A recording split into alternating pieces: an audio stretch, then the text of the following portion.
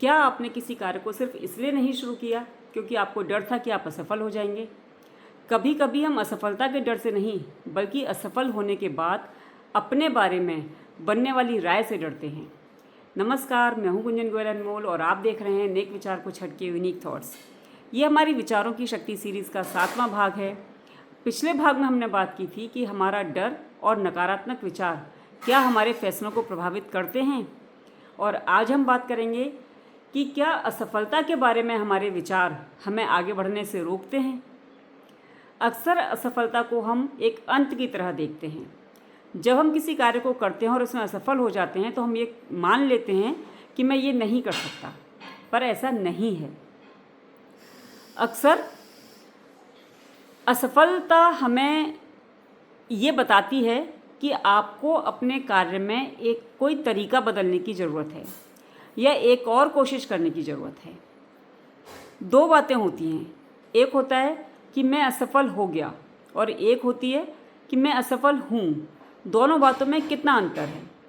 पहला वाक्य हमें एक परिस्थिति की ओर इंगित करता है और दूसरा वाक्य मेरी पूरी पहचान बना देता है। इसलिए असफलता को कभी भी अपने ऊपर हावी नहीं होने देना चाहिए।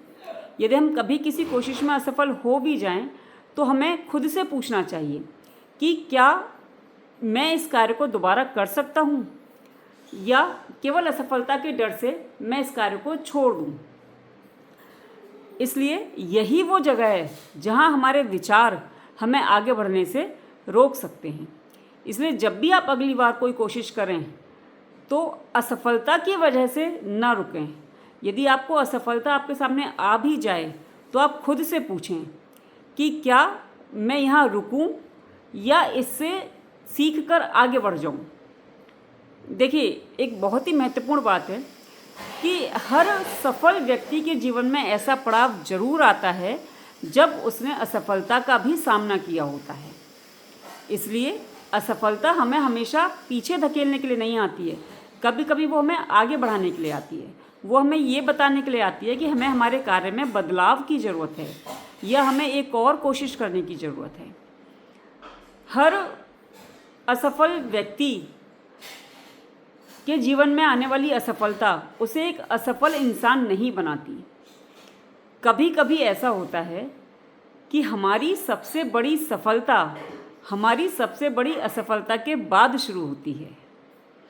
मैं हूं गुंजन गोयल अनमोल। अपने विचारों के प्रति सजग रहिए, और क्योंकि विचार ही जीवन को नई दिशा देते हैं। फिर मिलते हैं एक नए नेक विचार के साथ। धन्यवाद।